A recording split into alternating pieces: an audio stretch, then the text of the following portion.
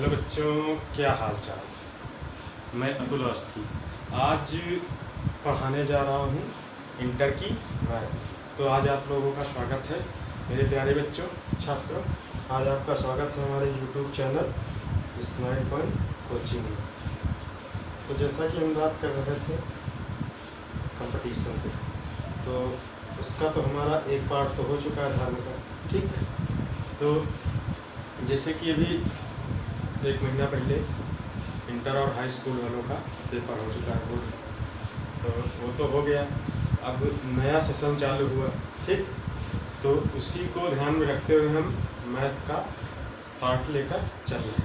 तो सबसे पहले मैथ पढ़ाएंगे, फिर फिजिक्स, केमिस्ट्री, धीरे धीरे सब कुछ होगा, धैर्य रखिए, ठीक। तो आज हम बात करने वाले हैं किस पे? मैथ पे। तो मैथ पे हमारा होता, देखो मैथ हमारा 6 भागों में बटा हुआ, कितने? 6 पार्टों में है। अगला पॉइंट है रिलेशन एंड फंक्शन, ठीक। अगर आप सीबीएसई से हैं या फिर यूपी बोर्ड से हैं तो आप हमारे इस वीडियो को देख सकते हैं। कंबाइंड बनाएंगे हिंदी और इंग्लिश दोनों में। आप अगर सीबीएसई से नहीं हैं तब भी देख सकते हैं, यूपी बोर्ड से हैं तब भी देख सकते हैं, ठीक। तो रिलेशन एंड फंक्शन की हिंदी में कहते हैं संबंध एवं फलन। देखो हम यूनिट की बात करेंगे, ठीक, लेसन की बात नहीं कर रहे हैं। पहली यूनिट हमारी रिलेशन एंड फंक्शन की, ये आती है हमारी 10 नंबर। कितने की? 10 नंबर की, ठीक। फिर सेकेंड यूनिट हमारी होती है अलजेब्रा की। अलजेब्रा क्या कहते हैं हिंदी में? बीजगणित, ठीक। तो दूसरा हमारा होता है ये पोर्शन। अब ये कि देखो टोटल मैथ का होता है 100 नंबर। इसमें प्रैक्टिकल वगैरह तो होता नहीं, और हाई स्कूल में 30 का प्रैक्टिकल, 70 लाने होते हैं। तो 70 का थ्योरिकल होता है, तो उसमें से 30 स्कूल से मिल जाते, 70 करना होता है। यहाँ पर क्या होता है बच्चों कि जो हमारा पेपर पूरा 100 नंबर का होता है, प्रैक्टिकल और प्रैक्टिकल यहाँ नहीं होता। तुमको थ्योरी में पूरा 100 नंबर का पेपर दे के आना पड़ेगा, और उसमें से आप कितने रिसीव कर पाते हैं ये आपका, देखो नंबर बिखरे पड़े। अब कितना बटोर पाते हो वो आप पर निर्भर करता है, किस पर? आप पर डिपेंड करता है। तो पहला रिलेशन एंड फंक्शन ये होता है 10 नंबर का। दूसरा होता है हमारा अलजेब्रा, ये होता है हमारा 13 नंबर। कितना? 13 नंबर, ठीक। और तीसरा होता है हमारा, देखो पहला रिलेशन एंड फंक्शन हो गया, अलजेब्रा। फिर होता है हमारा कैलकुलस का पार्ट, सबसे बड़ा पार्ट यही होता है। कैलकुलस का मतलब कलम, ठीक। ये होता है हमारा टोटल 44 नंबर। सबसे बड़ा पार्ट मतलब सबसे ज़्यादा क्वेश्चन पेपर में यहीं से रखते हैं, 44 नंबर, ठीक। और बीजगणित में अलजेब्रा में 13 नंबर का रखते हैं, रिलेशन एंड फंक्शन में 10 नंबर का रखते हैं। उसके बाद सदिश एवं त्रिविमीय ज्यामिति। सदिश का मतलब इंग्लिश में बोले तो वेक्टर, सीबीएसई वालों के लिए। एंड त्रिविमीय ज्यामिति को क्या कहते हैं? तो त्रिविमीय मतलब 3D और ज्यामिति जियोमेट्री, 3D जियोमेट्री,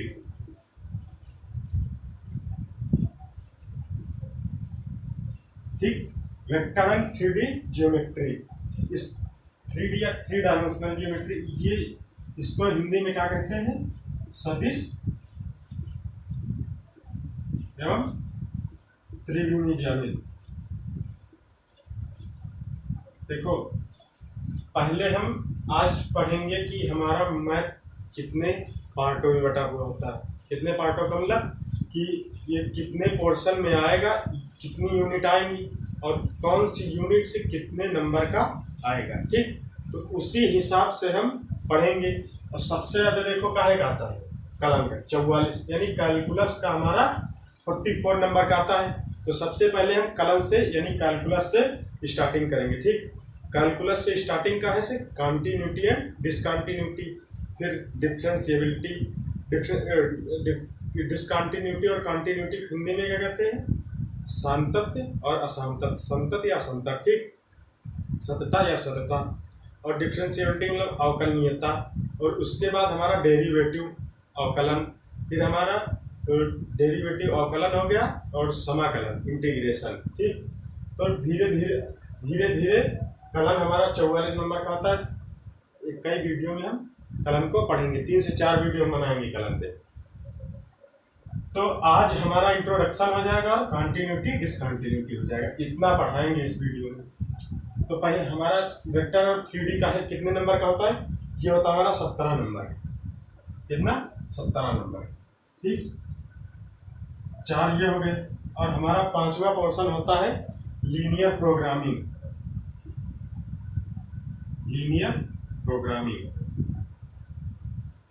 ठीक। इसको हिंदी में बोलते हैं रैखिक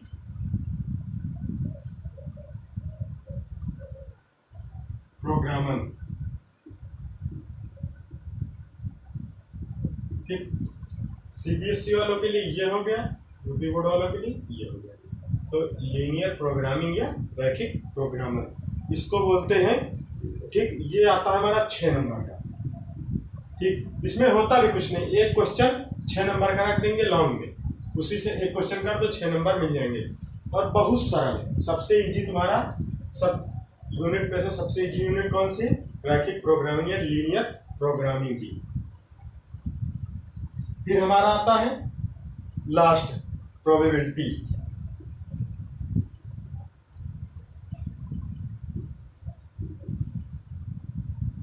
ठीक, अब हमारा प्रोबेबिलिटी को हिंदी में कहते हैं प्रायिकता। देखो, अगर तुमको बीएससी करनी है मैथ से तो इंग्लिश यहीं से सीखते चलो, नहीं आगे चलकर बहुत डिफिकल्ट हो जाएगा। क्योंकि वहाँ तुम अगर हिंदी से पढ़ रहे, हिंदी में अगर लिख रहे हो आंसर बीएससी में तो वहाँ नंबर कम मिलने के चांस, ठीक। अगर आप इंग्लिश में लिख रहे हो तो नंबर बढ़ जाते हैं, ठीक। इसीलिए कहते हैं कि यहाँ पर हेडिंग समझते चलो इंग्लिश में कि इंग्लिश में किसको क्या कहते हैं, तो वहाँ पर तुम्हारे फुल नंबर आने के चांस रहते हैं। तो यूनिट को हम इंग्लिश में भी पढ़ रहे हैं, हिंदी में भी। यूपी बोर्ड वाले ये भी ध्यान देंगे कि हम हिंदी में तो पढ़ेंगे लेकिन उनको इंग्लिश में कहते क्या है ये भी देख लें। और बाकी जो सीबीएसई वाले उनको तो हम इंग्लिश में बता ही रहे हैं। तो प्रोबेबिलिटी प्रायिकता ये कितने नंबर का था? ये हमारा आता है 10 नंबर का। तो टोटल हमारा कितना हुआ? 10, 13, 33, 44, 57, 57 और 10, 13, 23, 23 में 44 जोड़े, 47 में 67, 67 और 17 कितना होगा? 74, 84, 84 6 कितना होगा? 90, 10, 100। तो हमारा टोटल 100 नंबर का आएगा, ठीक। जिसमें से रिलेशन एंड फंक्शन को हिंदी में संबंध एवं फलन, तो रिलेशन एंड फंक्शन 10 नंबर का आएगा। अलजेब्रा बीजगणित 13 नंबर का आएगा। कैलकुलस कलन 44 का। वेक्टर एंड 3D ज्योमेट्री 17, यानी इसको हिंदी में क्या कहते हैं? इसको हिंदी में कहते हैं सदिश एवं त्रिविमीय ज्यामिति। त्रिविमीय ज्यामिति, ठीक। और ये लीनियर प्रोग्रामिंग ये 6 नंबर का आता है, प्रोबेबिलिटी 10 नंबर का। तो सबसे पहले देखो ये पढ़ेंगे क्या? कैलकुलस, ठीक। फिर उसके बाद हमारा सबसे ज्यादा फिर वेक्टर एंड 3D ये पढ़ेंगे, क्योंकि देखो 44 का ये और वेक्टर एंड कैलकुलस 44 नंबर का, vector and 3D geometry 17 number की। तो उसके बाद क्या करेंगे, क्या पढ़ेंगे? ये वाला यूनिट 4 कौन सी? वेक्टर एंड 3D ये हो गया। उसके बाद हम अलजेब्रा हमारा 13 नंबर का आता है। पहले ये फिर ये, उसके बाद हम पढ़ेंगे प्रोबेबिलिटी, फिर रिलेशन एंड फंक्शन, फिर लीनियर प्रोग्रामिंग। देखो, रिलेशन एंड फंक्शन प्रोबेबिलिटी से पहले भी पढ़ा सकते हैं, लेकिन इसका रीज़न ये होता है कि देखो इसमें कुछ चीज़ें तुमको बहुत जल्दी समझ में आएंगी और तुम्हारे माइंड में रुकेंगी। लेकिन इसका क्या होता है कि एक बार पढ़े, जैसे पढ़े दिमाग में तुरंत चढ़ा, लेकिन चढ़ने के बाद उतरता भी उसी तरह, जैसे चढ़ता है जिस स्पीड से उसी स्पीड से उतरता भी। तो प्रोबेबिलिटी पढ़ने के बाद हम रिलेशन एंड फंक्शन पर पहुँचेंगे। और लीनियर प्रोग्रामिंग का क्या है ये लास्ट में पढ़ेंगे, क्योंकि 6 नंबर का आता है, एक क्वेश्चन आएगा और वही क्वेश्चन पर वही सीरीज पर हम बता देंगे 6 नंबर आपके पक्की। तो आज हम क्या पढ़ेंगे? आज हम कैलकुलस पर बात करेंगे। क्या है पर? कैलकुलस पर। तो हेडिंग डाल लीजिए आप कैलकुलस।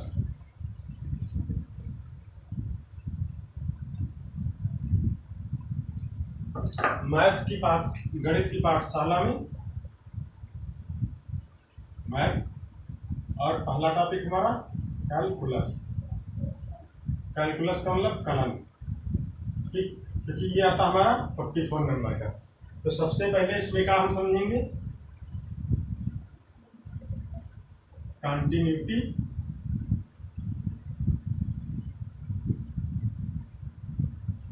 And discontinuity.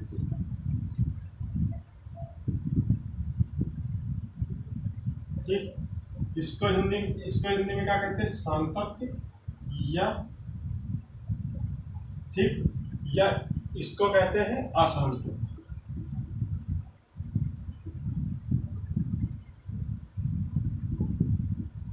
तो सातत्य असांतत्य, हमारा सातत्य और असांतत्य होता क्या है। एक्सरसाइज खोल के रख ले, क्योंकि आप लोगों के लिए भी सवालों की बौछार होने वाली। बौछार का मतलब एक से एक सवाल लेकर आएंगे। ठीक, एक क्वेश्चन यहाँ से रखा मिलता है, इससे देखो बेस से पढ़ाएंगे, काहे से, बेसिक्स लेकर चलेंगे, लेकिन यहाँ पर पहले ये देखो कि क्वेश्चन पेपर में पूछते कैसे। क्वेश्चन ऐसे पूछते हैं, प्रूव दैट या शो दैट, दिखाइए या से देखिए, prove that function x equal to x square is continuous at point x बराबर 2 दे देंगे, 3 दे देंगे, 4 दे देंगे, ठीक, या दे देंगे x बराबर 1। ठीक, ये तो हो गया हमारा सीरियसोलॉजी इंग्लिश।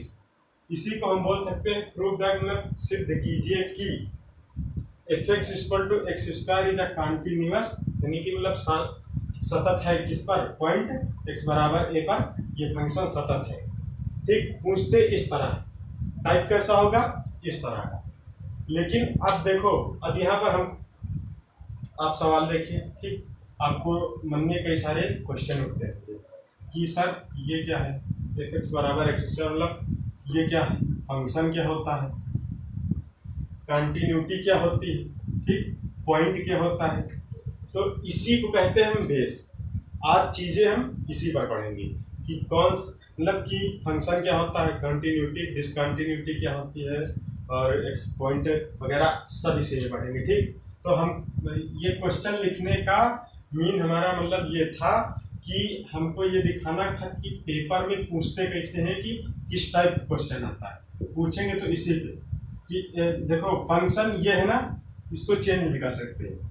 इस हमने तो एक मान लो इजी टाइप का रख दिया कि फंक्शन ऐसा है, वो फंक्शन ऐसे भी पूछ लेते हैं, f(x) बराबर ऐसे करके 1/2 x square x minus 1/2 x square, यहाँ कर देंगे x इज लेस देन 0, नहीं x is greater than 0, x is less than 0, x बराबर 0। ठीक, 3 पॉइंट दे दिए, कौन सी, कि x जब बड़ा है 0 से, x जब बराबर है 0 की, x बराबर x छोटा है 0 से। 0 की जगह हम 1 2 3 4 डैश तक ले लेंगे, मतलब 0 से लेकर 1 2 3 4 कुछ भी ले लो। ठीक, तो ऐसा भी पूछ लेते हैं। अब तुम पूछ सकते हो कि x पहले 0 से ये है, x बराबर 0 पे ये है, x 0 से छोटा है तब फंक्शन ये है। तो ये पूछोगे सर ये मैजिक कैसे, लॉजिक कैसे आए कि x छोटा, बड़ा और बराबर 3 चीज़ें क्यों लेते हैं, और ये फंक्शन क्या होता है। इस फंक्शन को हम y भी लिखते हैं, क्या y भी लिख सकते हैं। ठीक, तो हम आज इसी पे बात करने वाले हैं। तो देखो इसमें से क्या निकला, फंक्शन क्या होता है, कंटिन्यूटी क्या होती है, और पॉइंट क्या होता है। ठीक, तो सबसे पहले हम समझते हैं what is a function. Function क्या होता है। फंक्शन को हम कहते हैं, कंटिन्यूटी में हम फंक्शन को कहते हैं एक लाइन, ऐसी भी हो सकती, ऐसी भी हो सकती, ऐसी भी हो सकती। ठीक, और IC भी हो सकती, IC भी हो सकती। तो ये जितनी लाइनें हैं कंटिन्यूटी हम इन्हें फंक्शन कहते हैं। क्या? फंक्शन।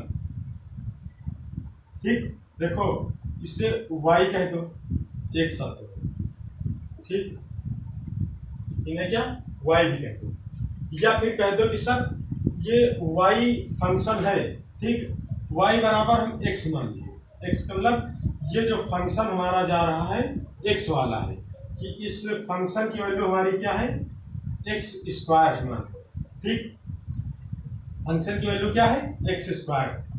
तो y बराबर हमारा क्या हो गया, एक्स स्क्वायर, मतलब y जो है x का फंक्शन, x का फंक्शन का मतलब y हमारा डिपेंड काहे पे कर रहा है, x पे, ठीक, y हमारा डिपेंड काहे पे कर रहा है, x पे।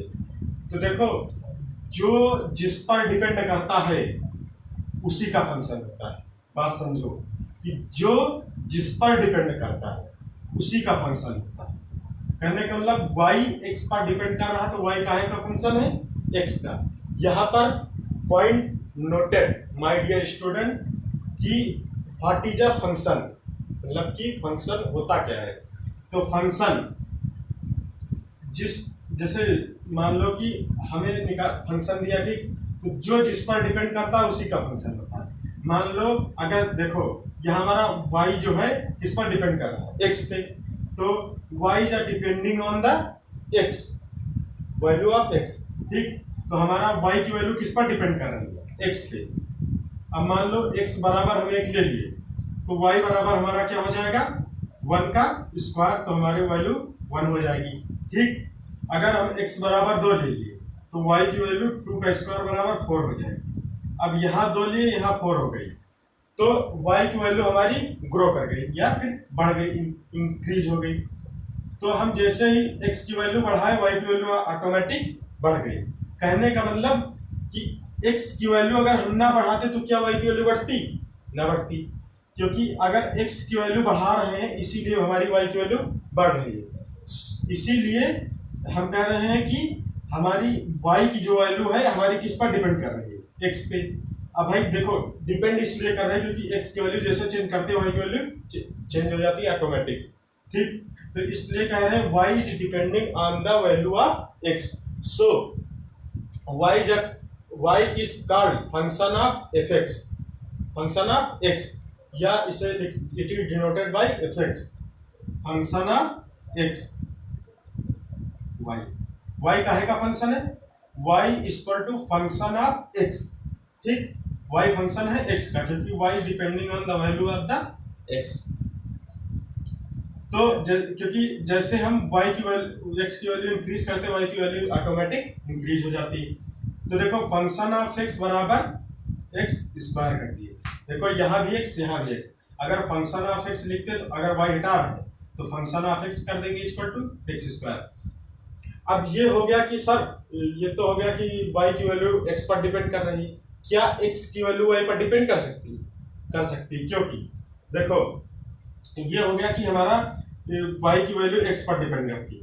अगर ये देखो इधर स्टार है, ठीक, अगर यही वाला इधर आ जाए उठ के x बराबर रूट y, ठीक, x बराबर रूट y कर लिए, तो अब क्या करो, जब y की वैल्यू ले लो 1 2 3 4, इतनी वैल्यू ले लिए। अब y की वैल्यू पहले पुट करेंगे, 1 तो आ जाएगा प्लस माइनस 1, ठीक,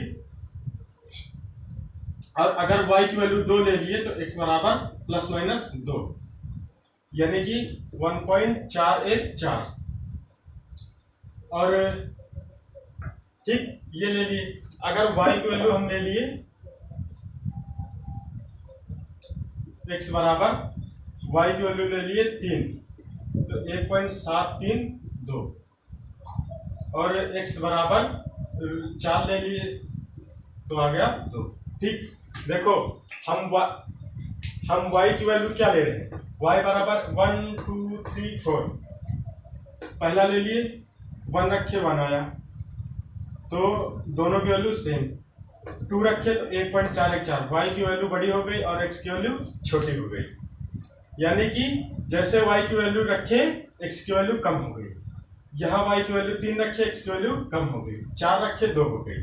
कहने का मतलब हमारा x की वैल्यू काहे पर डिपेंड कर रहा है, y की वैल्यू पर। अगर y की वैल्यू जैसे हम चेंज करते हैं x की वैल्यू ऑटोमेटिक चेंज हो जाती है, इसलिए कह सकते हैं so that we can say x is depending on the value of y। ठीक, क्योंकि देखो जैसे y की वैल्यू चेंज x की ऑटोमेटिक चेंज, इसलिए हम कह सकते हैं कि x जो y है, x है y का फंक्शन है। x किसका फंक्शन है, y का फंक्शन है। तो फंक्शन ऑफ y बराबर x कर सकते हैं, क्योंकि देखो x बराबर और रूट y, यहाँ पर ये देखो उल्टा कर देंगे नहीं, function of y equal to x, x किसका फंक्शन है, x equal to function of y, x y का फंक्शन है। और देखो फंक्शन ऑफ y बराबर रूट y, जो यहाँ पर अगर यहाँ पर हम कर दें y बराबर 0, तो यहाँ क्या हो जाएगा, रूट 0 0 आ जाएगा। ठीक, फंक्शन ऑफ 0 बराबर 0 यहाँ हट गया, तो क्या कह सकते हैं, x बराबर फंक्शन ऑफ y। तो x y का भी फंक्शन हो सकता है, y x का भी फंक्शन हो सकता है। तो फंक्शन समझे कि फंक्शन होता क्या है। फंक्शन वो होता है कि जो जिसकी वैल्यू पर डिपेंड करता है, जो जिसकी वैल्यू पर डिपेंड करता है उसे उसका फंक्शन कहते हैं। अब मान के हम दिखा दिए कि y की वैल्यू हमारी x पर डिपेंड कर रही है, तो y की वैल्यू किस पे, x पे डिपेंड कर रही है, तो y किसका फंक्शन है, x का फंक्शन है। यहीं पर हमारा x की वैल्यू y पर डिपेंड करता है, तो x किसका फंक्शन है, y का फंक्शन है। ठीक, ये हो गया हमारा फंक्शन की बात हो गई। ठीक, ये फंक्शन की बात हो गई। अब हम क्या, ये देखो लाइनें खींच के हम बताए थे कि मान लो हमारी ये लाइनें खींच दी गई, ये हमारा फंक्शन मान लो हो गया। ठीक, इस फंक्शन को y बराबर एक्स स्क्वायर या y बराबर एफ एक्स भी कर सकते हैं, कि जो हमारा y है x का फंक्शन है। ठीक, इसको हम कर सकते हैं मान लो x बराबर एफ वाई, हम चेंज कर सकते हैं, आप चेंज कर सकते हैं x को y में, y को x में, कोई दिक्कत नहीं होगा। ठीक, तो y बराबर एफ एक्स कहने का मतलब ये जो लाइन जा रही है ये हमारा फंक्शन ऑफ एफ एक्स है, कहने का मतलब इस पे वैल्यू जो है x की दी हुई। ठीक, ये फंक्शन y का है नहीं, फंक्शन x का है, और y बराबर एफ एक्स, और ये जो हमारी लाइन चली गई है ये काहे का फंक्शन है, y का फंक्शन है। कहने का मतलब इनके जितने भी पॉइंट पर होगा सब पर y की वैल्यू आएगी, किसकी, y की वैल्यू, इसलिए काहे का फंक्शन होगा, y का। इसके जितने पॉइंट है उस पर x का फंक्शन आएगा, x की वैल्यू 0 1 2 3 4, तो ये काहे का हो गया, x का फंक्शन। तो जैसे कोई लाइन दे दी गई, ठीक, लाइन दे दी गई, उस पर अगर x की वैल्यू हर जगह निकल रही है तो वो जो लाइन होगी काहे का फंक्शन होगा, x का फंक्शन। अगर कोई लाइन दे दी गई और उस पर y की वैल्यू पूछ रही है, y की वैल्यू जगह जगह पर निकल रही है 1 2 3 4 5, तो वो जो लाइन होगी वो काहे का फंक्शन होगा, y का फंक्शन होगा। ठीक, तो ये फंक्शन समझ में आया। अब हम बात करते हैं कॉन्टिन्यूटी पे। कॉन्टिन्यूटी का मतलब सातत्य असातत्य क्या होता है।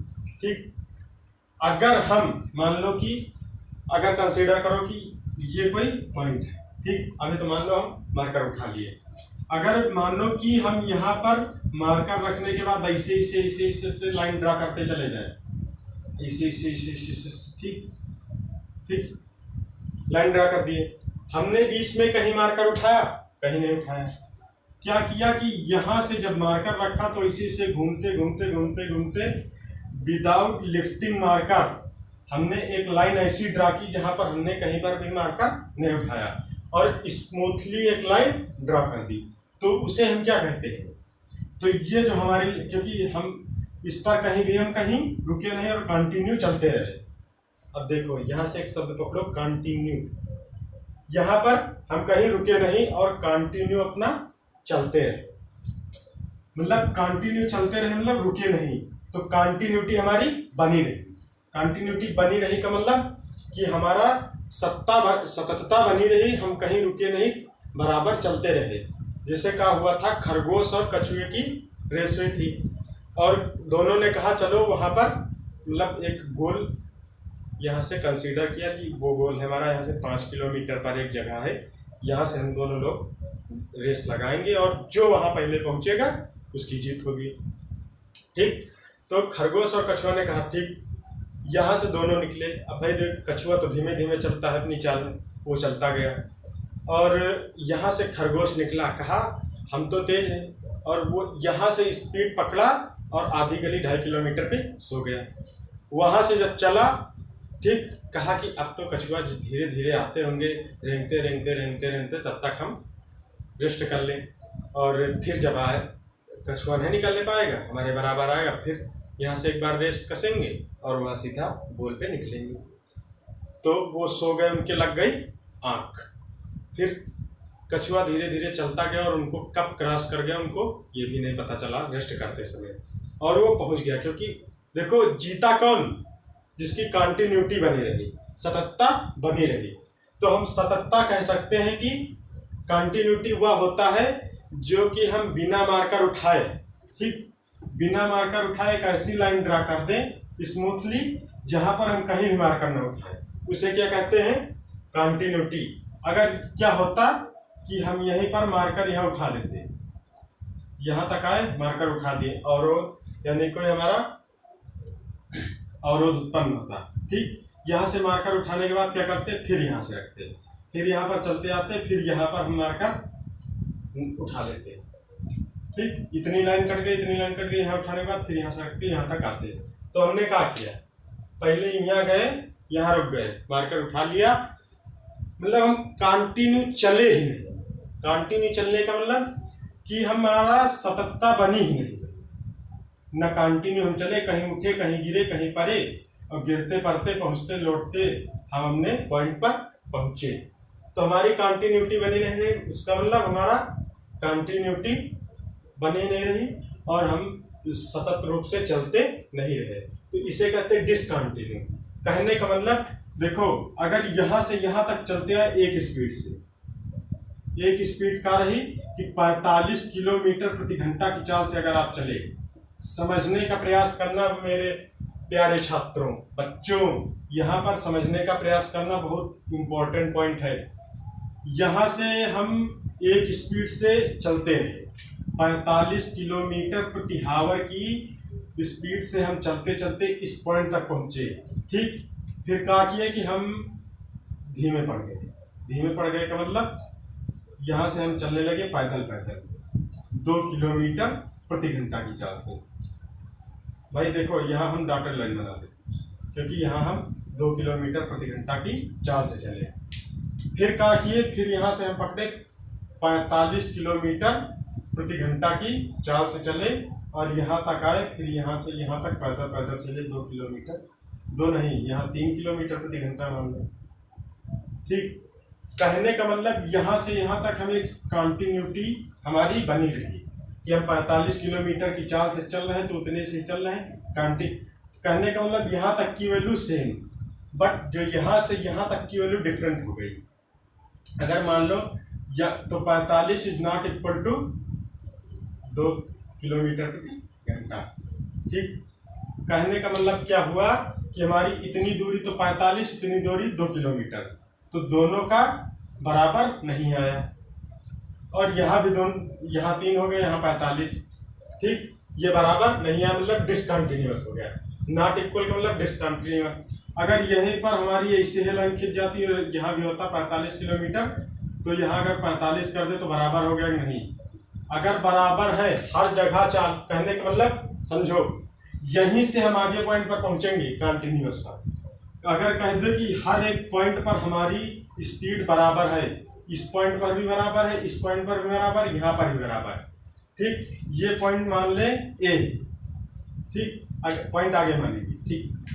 अगर कह दे कि इस पॉइंट पर 45 किलोमीटर हमारी चाल थी, चाल क्या थी, 45 किलोमीटर प्रति आवर इस पॉइंट पर भी थी, और जब हम इसी स्पीड से यहाँ पर पहुँचे तो यहाँ पर भी हमारी कितनी हो गई, 45 किलोमीटर प्रति आवर। यहाँ पर भी हमारी स्पीड यही थी, यहाँ पर भी स्पीड क्या थी, 45 किलोमीटर प्रति आवर।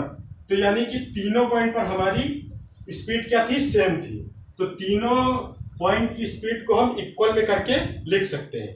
तो इक्वल में करके जब लिखे तो हमारा बराबर दिखा दिए, इसका मतलब क्या होगा कि हम कंटिन्यू चलते रहे। अगर यहीं पर क्या होता कि यहाँ से यहाँ तक की दूरी हम 2 किलोमीटर, बाकी 45 और बाकी इधर 45, तो ये 2 ये 45 45 नॉट इक्वल का साइन लग जाता। तो वहाँ क्या कहते हैं कि हमारी यहाँ पर कंटिन्यूटी बिगड़ गई, यहाँ पर हमारी समता बिगड़ गई, तो वहाँ नॉट इक्वल यानी कि ये डिसकंटिन्यूअस हो गया। तो कंटिन्यूअस डिसकंटिन्यूअस का मतलब समझे कि नहीं? ठीक,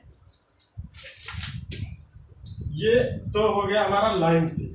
अब एक देखो, इसी पे लाइन पे हम एक और बात करते हैं। सवाल आप जिस तरह बताएंगे सवाल उस तरह लगाएंगे। मान लो हमारा एक मार्कर से सीधा खींच दिए, यहाँ तक आए, ठीक। अब तो इसमें दिख रहा है कि यहाँ से यहाँ बिना मार्कर उठाए हम एक लाइन स्मूथली ड्रा कर दिए, और ये हमारा कंटिन्यूअस होगा देखने में, अभी नहीं कर सकते। मान लो हमारा ये लाइन दे दिया गया, और इस लाइन को हम कह दिए कि ये हमारा y है, ये हमारा लाइन का है का fx का फंक्शन है, फंक्शन ऑफ x का फंक्शन है, ठीक। और बोल दिए कि हमारा x बराबर किसी पॉइंट a पर चेक करो कि ये कंटिन्यूअस है कि नहीं। देखो हम कंटिन्यूअस के लिए क्या क्या शर्तें बताए थे, क्या क्या लॉ बताए थे कि मान लो एक लाइन पूरी दे दी गई, उस लाइन के अगर हम कंटिन्यूटी है तो हम कहीं पर भी रुके नहीं होंगे, कहीं पर भी हमारी स्पीड कम नहीं होगी, यानी कि लाइन के किसी भी पॉइंट पर हमारी स्पीड कम नहीं हुई, चाहे इस पॉइंट पर ले लो, चाहे इस पॉइंट, चाहे इस पॉइंट, चाहे इस पॉइंट, अगर हम कंटिन्यूटी हमारी रही होगी तो हमारे किसी भी पॉइंट पर स्पीड कम नहीं हुई होगी, बराबर रही होगी। तो हम कोई पॉइंट ले लिए, मान लो ये ले लिए पॉइंट ए, हमें चेक करना है कि इस पॉइंट पर हमारी कंटिन्यूटी थी या नहीं। तो इस पॉइंट पर कंटिन्यूटी थी या नहीं, तो इसके लिए हम समझेंगे कि देखो यहाँ पर पहुंचने से, देखो यहाँ पर पहुंचने से पहले यहाँ की स्पीड और आगे की स्पीड, देखो अगर किसी पॉइंट पर पहुंचने से पहले उसके पीछे का बैकग्राउंड, आगे का बैकग्राउंड चेक करना होता है, तो इस पॉइंट पर हमारी कंटिन्यूटी निकालने के लिए हम थोड़ा सा आगे देखेंगे कि मान लो हम यहाँ पर खड़े हैं, ठीक। अगर वहां से बोला कि हम वहां से 45 किलोमीटर चलते हुए आएंगे और तुम्हारे सामने से वहां तक 45 किलोमीटर कंटिन्यू दौड़ते जाएंगे, तो हम एक पॉइंट हो गए कि वो हमारे सामने से भी 45 किलोमीटर से गुजरेगा, ठीक। तो हम तो देख रहे हैं ना कि हमारे सामने से 45 किलोमीटर प्रति आवर की स्पीड से वो चलते हुए जाएगा, लेकिन हम इसके अगर वो कंटिन्यू है, ये चेक करने के लिए कि वो कंटिन्यू है, तो उसके लिए हमें थोड़ा आगे भी जाना पड़ेगा कि देखिए उस पॉइंट पर वहां तक था कि नहीं 45, थोड़ा इधर बढ़ के देख ले कि हमारे पास से 45 किलोमीटर प्रति घंटा के बाद से आगे जाकर कम तो नहीं, 40 तो नहीं हो जाएगा कि हमारे आंखों के सामने तो है, आंखों के सामने से ओझल हुआ, कम हो गया, इधर कम हो गया, तब तो कंटिन्यूटी गड़बड़, हमारे सामने तो कंटिन्यू, बाकी जगह डिसकंटिन्यू, तो इसे डिसकंटिन्यू ही कहेंगे। अगर पता लगा उस पॉइंट से हमारे तक उसी स्पीड से आया, हमारे से उस पॉइंट तक उसी स्पीड से गया, तब तो कंटिन्यू होगा। तो हमारा कहने का मतलब यहाँ पर यही, मान लो ये पॉइंट ए है, ठीक, एक पॉइंट ये मान लो, हमें इस पॉइंट पर कंटिन्यूटी चेक करने के लिए हमें 3 पॉइंट पर कंटिन्यूटी चेक करनी पड़ेगी, उससे पहले वाले पॉइंट पर, उससे बाद वाले पॉइंट पर। मान लो ये पॉइंट हमारा ये ए हो गया, और ये पॉइंट हमारा अभी कंसीडर नहीं करेंगे, कंसीडर मान लो कि ए पॉइंट से एच डिस्टेंस पहले एक पॉइंट था, क्या किए कि इस लाइन पर हम 3 पॉइंट कंसीडर किए और निकालना हमें एक पॉइंट पर है, x बराबर ए पर, ठीक। तो x बराबर ए पर निकालने के लिए हमें 2 पॉइंट अपने आप से कंसीडर करने मानने पड़ेंगे। कौन कौन से? एक पॉइंट आगे का, एक पॉइंट पीछे का, ये हमें करना पड़ेगा, ठीक। h मान लो कि a से पहले h डिस्टेंस पर उसकी कंटिन्यूटी देखेंगे, और a के बाद h डिस्टेंस पर कंटिन्यूटी देखेंगे, ठीक, कि पता लगे यहाँ पर कंटिन्यूअस हो, उससे पहले आंखों के सामने वो कम चाल से आता रहा हो, यहाँ पर उसी चाल से हो गया हो, और उससे आगे पहुंचा, बस यहाँ पर भी अपनी कंटिन्यूटी खराब कर दी और किसी अन्य चाल से चलने लगा।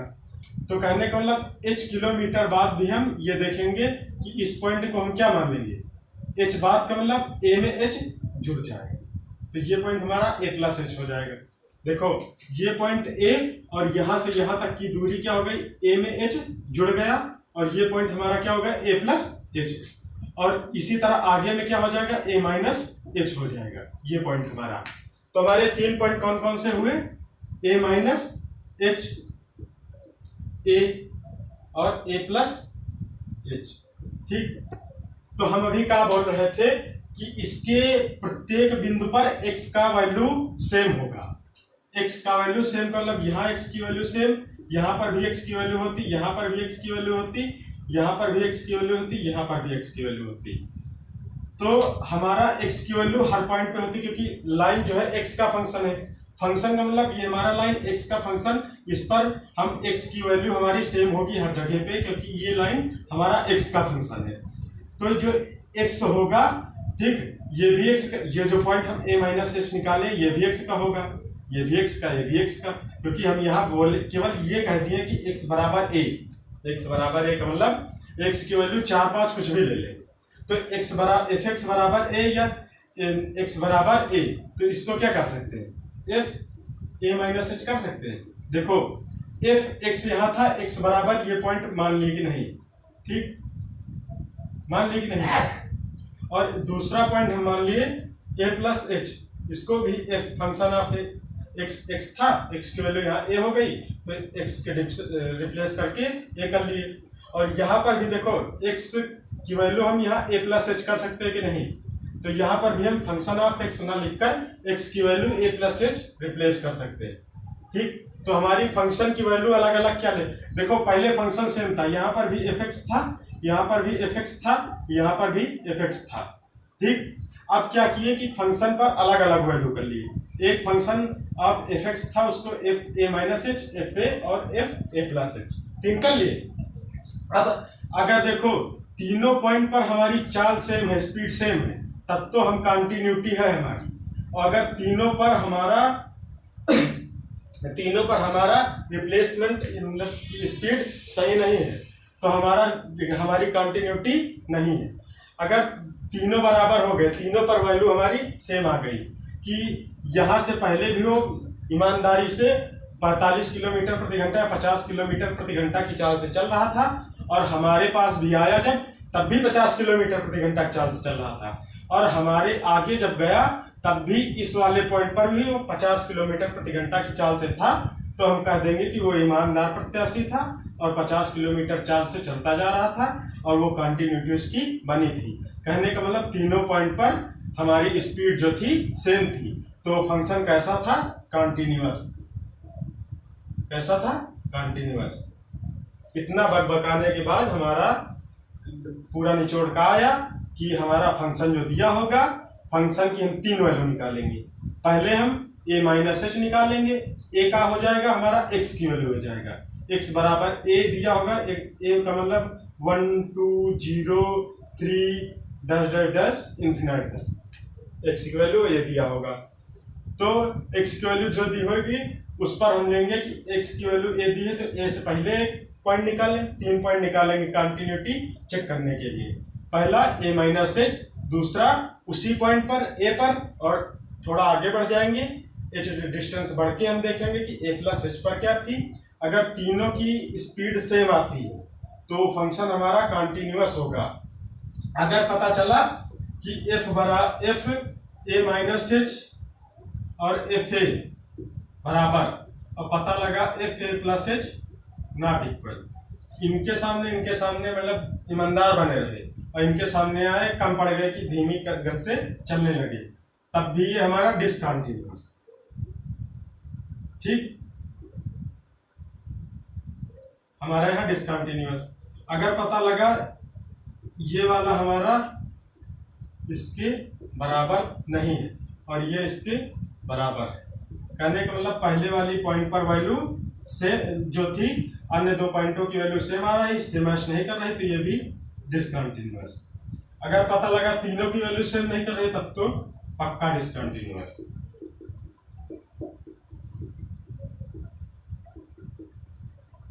तब तो ये डिसकंटिन्यूअस है ये।